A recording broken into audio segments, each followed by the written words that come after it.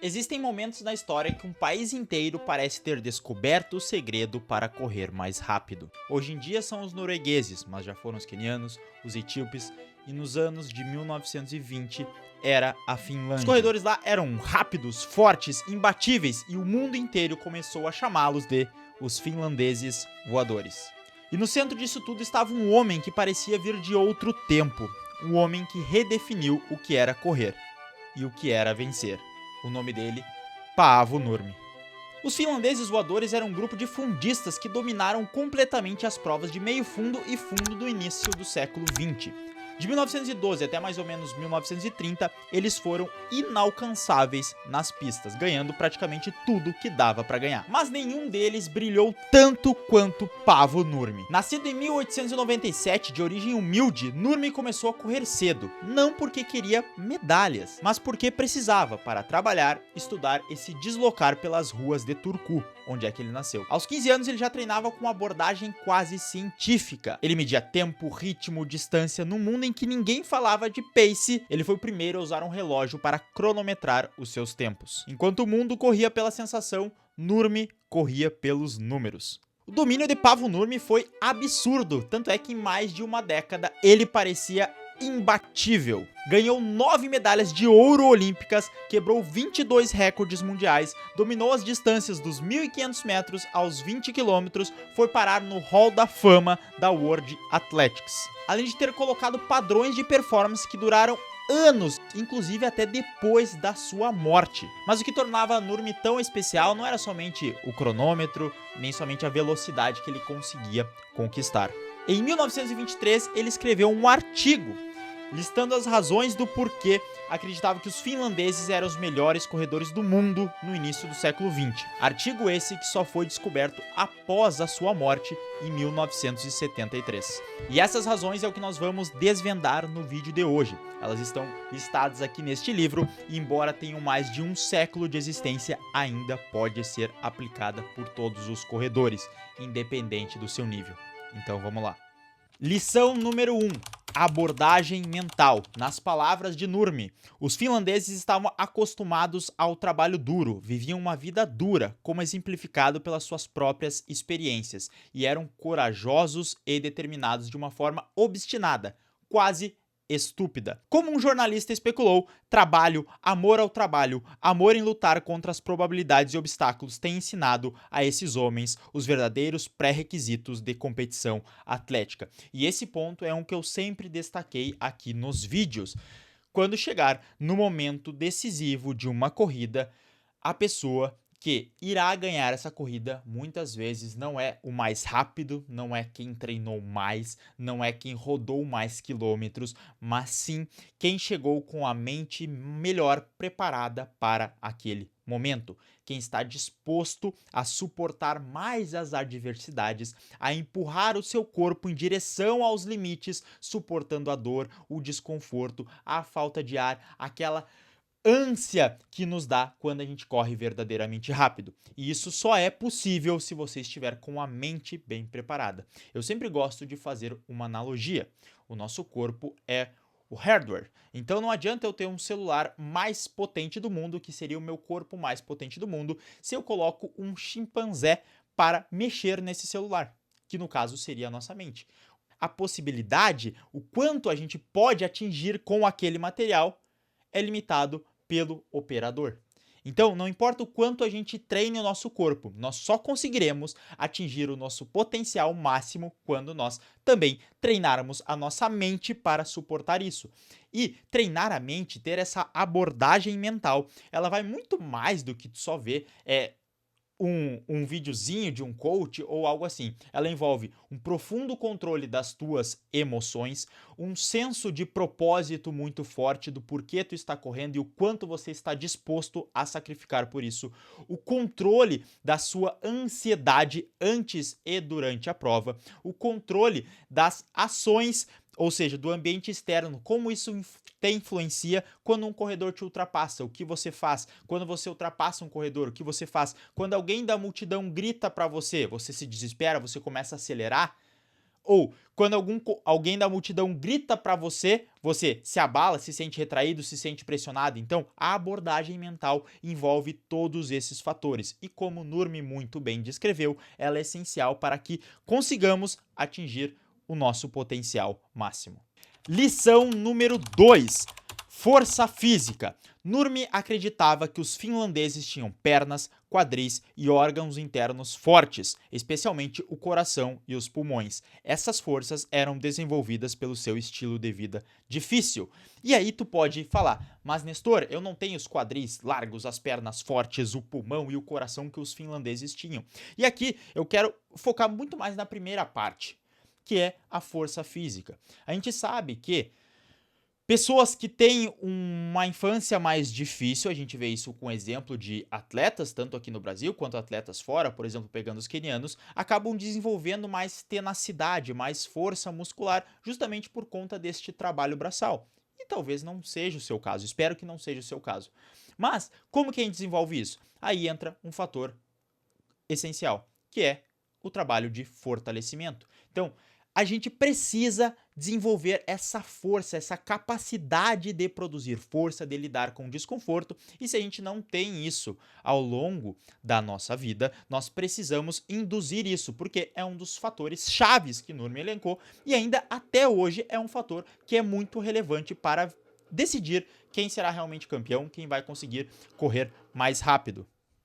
Então, desenvolva força física, faça fortalecimento, levante pesos pesados, agacha pesado, faz um terra pesado, faz um farmer's walk, faz supino, ou seja, desenvolve o teu corpo como um todo, porque é através desse desenvolvimento, dessa força dos músculos e dos tendões, que tu vai conseguir correr mais rápido. Se tu tem dúvidas sobre como fazer isso, tu pode clicar no link aqui da descrição e conhecer a minha Masterclass Fortalecimento Inteligente, onde é que eu te explico como fortalecer do jeito certo para a corrida. Razão número 3. Paisagem e clima finlandeses. A constantemente mutável zona rural finlandesa de colinas ondulantes, florestas e pântanos diminuía o tédio do treino. Em contraste, as estradas da Europa fora da Escandinávia eram niveladas demais, retas e pavimentadas com paralelepípedos ou asfalto. Essas estradas não são adequadas para treinar. Caminhar nelas por muito tempo torna-se chato, especialmente quando a área circundante é plana. Aqui é diferente, onde as estradas raramente são planas e onde o ambiente varia de gentis colinas a florestas e prados.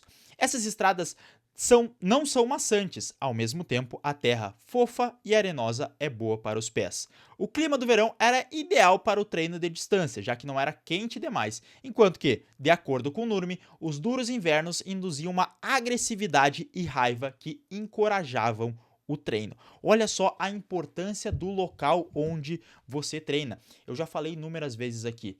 Quanto mais você fugir do asfalto e do plano, melhor corredor você se tornará. Porque o asfalto ele acaba gerando um impacto muito maior no nosso corpo, nas nossas articulações, nos nossos músculos e nos nossos tendões. Então, se expor tempo demais a correr no asfalto vai desgastando o seu corpo e vai trazendo uma carga a mais que você precisa de mais tempo para se recuperar disso. E se você pretende atingir grandes resultados na corrida, você precisa cuidar do seu corpo. Então, quanto menos impacto você der nele, melhor. Outro ponto, as próprias subidas. Quando a gente enfrenta subidas, nós ganhamos mais força, ganhamos uma relação diferente com o esforço. Nós até inclusive saímos um pouco do tédio, como o Nurmi muito bem explicou. Porque se eu vou subindo e descendo, eu tenho uma variabilidade maior no meu treino, isso faz com que meu treino passe mais rápido e eu não fico sempre naquela monotonia de treinar no plano. Além do que, treinar no plano sempre exercita as mesmas fibras musculares. Você nunca muda a sua mecânica de corrida, você nunca trabalha outros tipos de fibra, você nunca trabalha força em momentos diferentes. Por isso é tão importante essa variabilidade, escolher climas diferentes. Eu sempre defendi isso aqui, tem inúmeros vídeos e a gente vê isso sendo aplicado pelos melhores corredores do mundo, quem são atualmente os quenianos. E eles fazem a maioria dos seus treinos em estrada de terra, com subidas, enfim, com florestas, porque tem até uma questão de relação das árvores e florestas retirarem o nosso estresse, porque a gente tem uma questão do verde dos nossos antepassados, isso ajuda a aliviar o estresse. Então, olha só os benefícios que tu tem ao fugir um pouco da civilização, digamos assim. Por quê? Tem uma maior variabilidade dos seus músculos e da sua técnica de corrida, trabalha mais força, diminui o impacto do asfalto e ainda promove o uso de outros músculos. Porque quando a gente corre sempre no plano, o pé tende a pisar sempre da mesma forma no pé. Isso faz com que as mesmas as mesmas faixas musculares acabem sendo utilizadas. E aí, a gente sempre acaba forçando aquele mesmo lugar. Já quando a gente corre numa estrada de chão, corre num terreno variado, a gente acaba trabalhando diferentes partes do nosso corpo, da nossa panturrilha, da nossa coxa, da nossa posterior de coxa, e isso faz com que a gente desenvolva um corpo melhor como um todo. Então, siga a dica do Nurmi e sempre que possível varie os seus locais de treino. Razão número 4, a tradição finlandesa de saunas e massagem. Nurmi percebeu que, naquela época, apenas os finlandeses usavam saunas. Em sua opinião, essa prática permitia treinos mais fortes e recuperação mais rápida de competições. E nós podemos ver isso ainda sendo utilizado. Nós sabemos que o treinamento no calor promove alguns benefícios. Eu costumo brincar que o calor é a altitude do pobre. Então, ao treinar no calor, a gente aumenta o nosso volume plasmático, nós reduzimos a frequência cardíaca submáxima, nós melhoramos a distribuição do fluxo sanguíneo em relação à pele e músculo e também temos uma melhor tolerância térmica e uma tolerância ao desconforto. É claro que a gente não vai ficar treinando sempre no calor, se desgastando numa maneira excessiva, mas os treinos de calor e a própria sauna têm esses benefícios, além de outros benefícios para a saúde. E Nurmi realmente colocou isso como um ponto diferencial. Mas além da sauna, nós temos também as massagens. E qual é o povo que utiliza massagens? Novamente, eles, os quenianos, os melhores corredores do mundo atualmente. Então, fazer massagens de uma maneira regular vai fazer com que a gente tire pequenas tensões que nós podemos ter nos músculos, porque o excesso de treinamento, semana após semana, mês após mês, vai causando algumas pequenas tensões, principalmente se tu não segue o item anterior.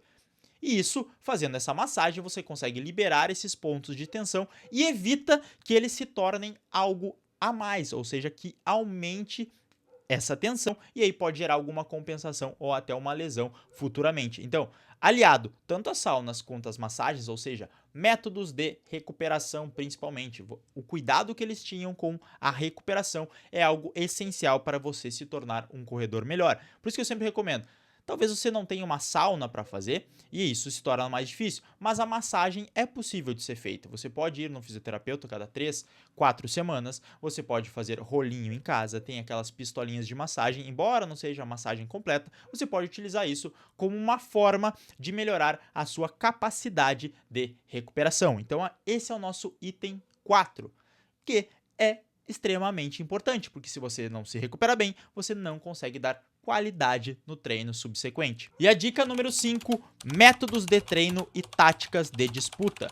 Por causa do seu isolamento da Europa, especialmente da América do Norte, os finlandeses podiam desenvolver suas próprias ideias sobre treino e disputa de provas. Ninguém, de acordo com Nurmi, disse-lhes o que fazer. Não que os finlandeses, e especialmente Nurmi, aceitassem necessariamente sem desafio o que lhes fosse dito.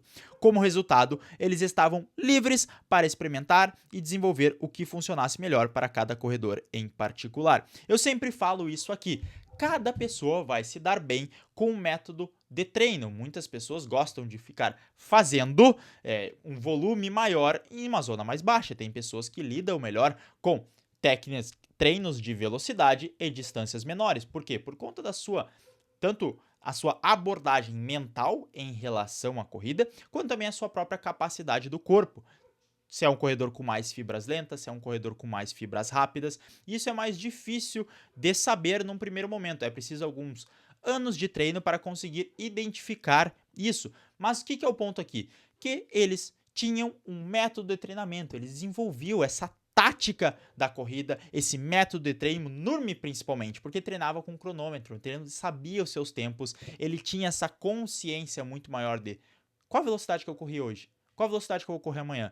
Coisa que seus compatriotas da época não tinham. Isso é algo que a gente vê até os dias de hoje sendo utilizado. É importante a gente ter um método e desenvolver as nossas capacidades em cima desse método. E se caso tu tá perdido, não tem nenhuma ideia do que fazer, eu tenho um método junto com a minha assessoria que é o método PRO, que alinha 3 pilares: organização, responsabilidade e performance. E se tu deseja ter mais performance na corrida através desses 2 primeiros pontos, só tu clicar no primeiro link da descrição e conhecer como funciona a minha assessoria e os meus planos, onde eu pessoalmente vou estar orientando a sua evolução na corrida. Então, voltando, o desenvolvimento dessas táticas são essenciais para que você atinja um resultado no longo prazo, seja com treinos específicos, mas também, e aí o ponto principal, que é trabalhando em cima das suas dificuldades.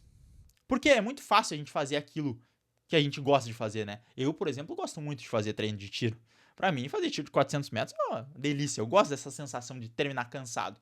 Só que não adianta eu só ficar fazendo tiro de 400 metros. Eu preciso fazer aquilo que é a minha fraqueza. E muitas vezes a gente não consegue identificar essa fraqueza sozinho. E aí, lá, os finlandeses tinham essa capacidade deles se ajudarem, eles se observavam e tentavam melhorar cada um dentro das suas dificuldades, desenvolvendo essas táticas. Então, isso é algo importante. Você não trabalhar somente aquilo que você gosta, mas aquilo que você precisa. E essas foram as 5 lições do Paavo Nurmi para que você melhore a sua corrida. Se tu gostou desse estilo de vídeo, por favor, deixa aqui nos comentários para que eu saiba que você realmente gostou e quer que eu traga mais sobre isso. E, se possível, deixa o like para ajudar na divulgação desse vídeo. No mais, a gente se vê numa próxima e valeu!